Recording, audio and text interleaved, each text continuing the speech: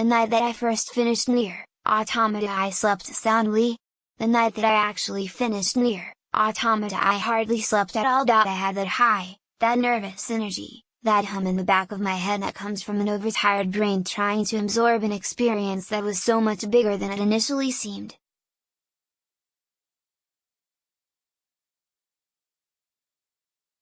It's been a few days, and I'll admit I'm still humming. It's a story I thought I'd heard before. It's a distant future and the Earth is in ruins.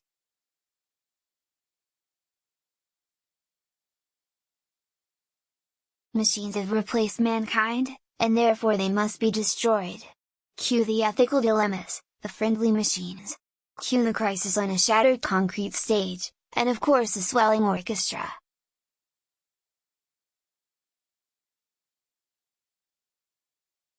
Nier, Automata did give me a lot of what I expected, but it also gave me a lot that I didn't.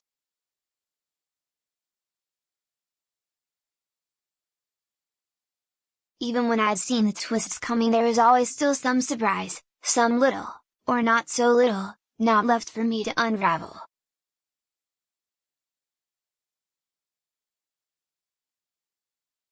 This premise isn't the only thing that felt familiar. Mechanically speaking, picking Nier, Automata up for the first time could result in déjà vu.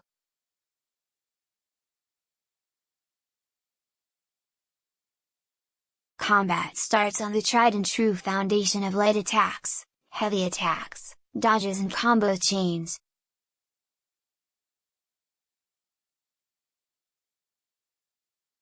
Then there are the flight units, used sparingly for some of the bigger and more bullet-hellish fights.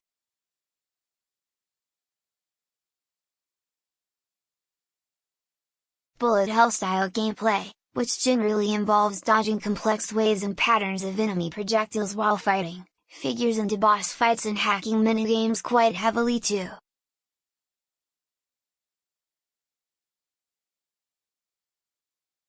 Though it's not my favorite genre, it never felt unwieldy, nor like it was getting in the way of more straightforward attacks.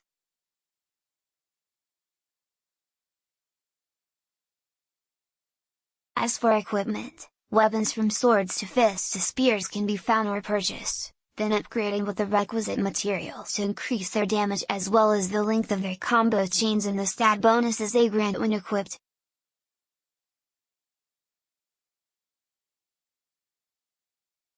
Player character 2B has multiple weapon sets that she can switch between on the fly, and she can likewise switch between multiple equipped programs for her pod, a sort of support drone that specializes in ranged attacks like missiles and lasers.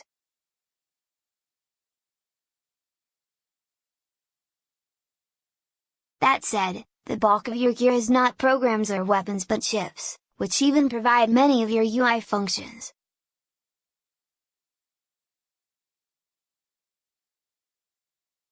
The minimap is a chip, as is a HP gauge, as are items that will boost 2B's attack power or allow for health regeneration.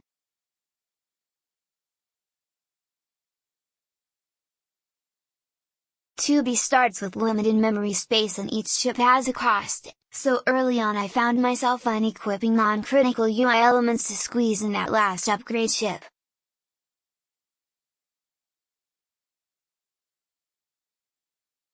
Memory space can be purchased easily enough, but even when it's maxed out there will never be enough room to equip everything.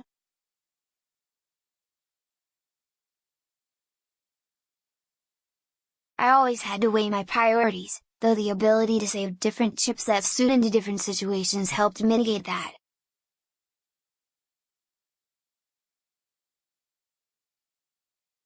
Speaking of chips, playing on easy difficulty, which you can change on the fly in the settings, opens up use of a special category called auto chips.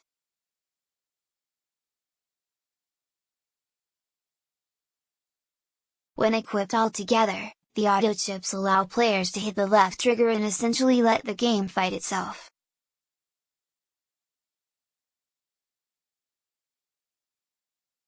Functions like dodging, attacking, pod control, item using and so on are all automated so that little control input beyond the occasional nudge forward is needed during ground combat, flight combat, or hacking.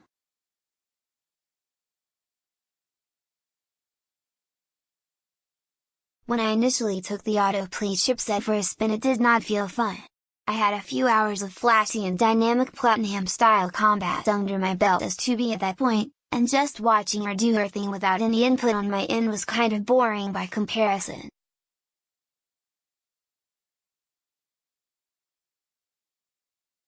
Regardless, auto chips are a massive boon in terms of accessibility, as they only take over combat functions, which is only one small part of what Nier Automata has to offer. They leave players who would otherwise struggle with that combat for various reasons free to play without getting hung up.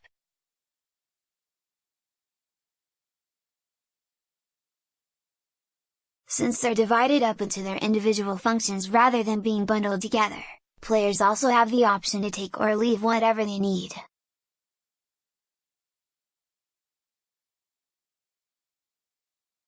If someone wants to manage their attacks but has trouble using their dodge at the same time, they can equip the dodging chip and leave the rest.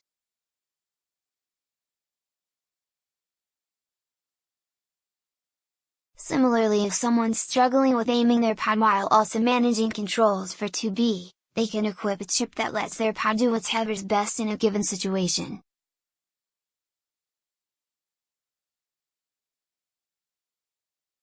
Even for the more mundane use cases, maybe it's 3 AM, maybe this boss is brutal, maybe it's time to nurse the baby, auto chips are a wonderful, player-friendly addition.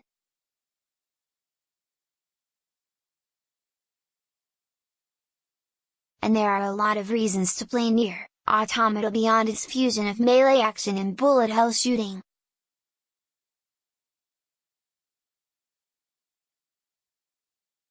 It makes one hell of a first impression for one thing, seizing control of the camera to stage sweeping scenes that make 2B seem no bigger than an insect, then squaring her off against a living oil rig that feels bigger than the buildings themselves just to rub it in.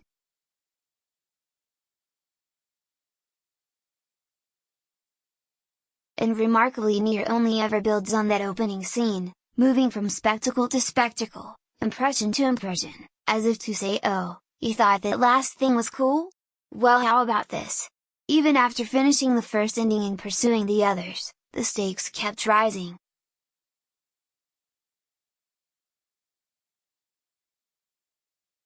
There are a lot of reasons to play Nier Automata beyond its combat and shooting. I should mention that, like other games in the series, Nier Automata has several different endings.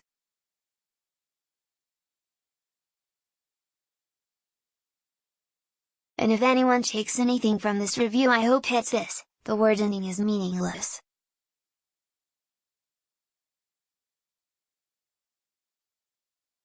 It's not a suggestion of closure, it's not even an ellipsis. It's a semicolon. That first ending comes with a note from Square Enix saying we hope you enjoy the rest of the game, and that's not a joke.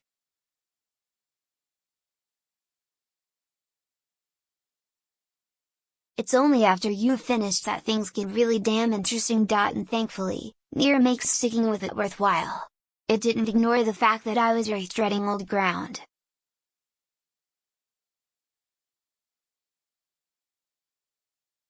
It kept my side quest progress, my items, my upgrades and so on, not to mention adding enough new material that the amount of actual repetition felt negligible.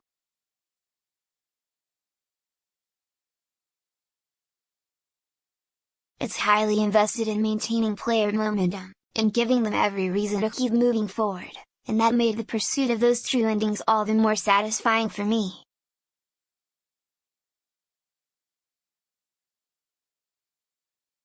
If it wasn't obvious, being a newcomer to the series didn't hinder my appreciation for Nier Automata's story in the slightest.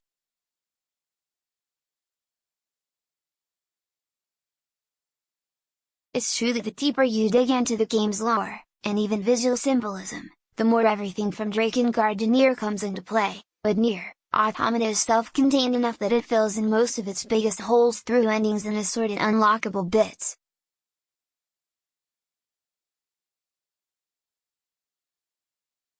Even with a few pieces of the puzzle missing, it does something very different, and very interesting.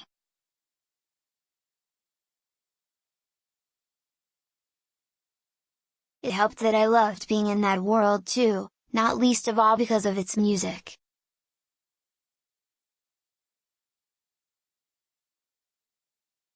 Nier, Automata score is excellent, but it also adapts instrumental and vocal mixes of the various songs interwove depending on what I was doing and where I was going.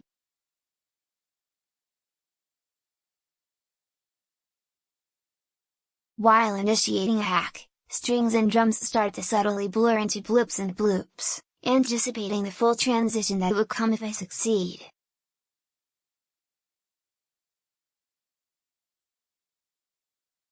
When I ducked out of a crowded area into a calm passageway, the vocals might drop out and leave me with a haunting tune that would swell back up once I slipped out again.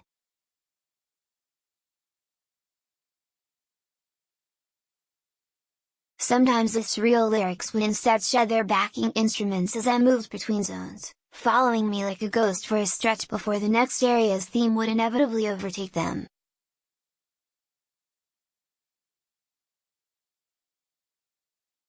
Nier, Automata does a lot and only seems to suffer for it in a handful of very small ways, the most glaring of which are its many invisible walls.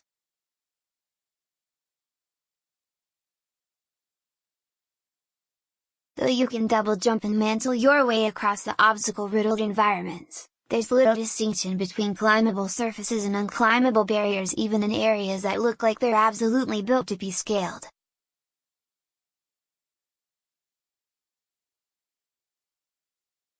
Its maps are filled with secretive nooks and crannies which makes the inevitable backtracking more tolerable, but actually accessing those spaces can be deeply frustrating, and the cumbersome 3D world map doesn't offer much help in that regard.